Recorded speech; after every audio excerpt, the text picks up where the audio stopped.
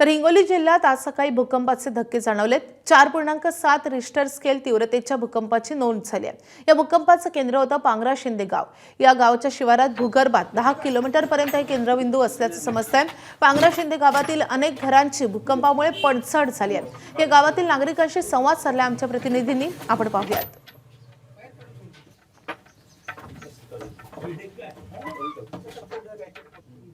हिंगोली जिल्ह्यामध्ये आज सकाळी भूकंपाचा धक्का जाणवला आहे। जेव्हा आपण आता ही बातमी रेकॉर्ड करत होतो तेव्हा सुद्धा भूकंपाचा धक्का जाणवल्याचं नागरिक सांगतायत। आता 10:56 झालेले आहेत आणि यावेळी सुद्धा एक भूकंपाचा धक्का जाणवलाय। जेव्हा आपण ही बातमी कव्हर करत होतो नेमका भूकंपाचा धक्का काय जाणवतोय, गावकऱ्यांचं काय काय नुकसान झालं हे सांगण्यासाठी गावकऱ्यांच्या सोबत मला सांगा, गावामध्ये कधीपासून भूकंपाचे धक्के जाणवतात आणि आजचा भूकंप कसा वेगळा होता, किती तीव्रतेचा?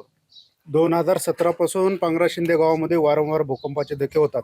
आजपर्यंत सुरुवातीला थोडे थोडे भूकंपाचे धक्के सौम्य स्वरूपाचे होते, परंतु मागील या 2-3 वर्षामध्ये त्याची तीव्रता वाढत जाऊन साधारणतः 3-3.5 पॉईंट रिश्टर स्केलपर्यंत भूकंप झाला।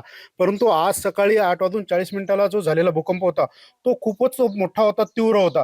त्याची एवढी तीव्रता होती की बऱ्याच भिंतीला तडे गेले। शाळेचे विद्यार्थी पेपर द्यायला बसलेले असताना चिरकत शाळेच्या बाहेर पळाले।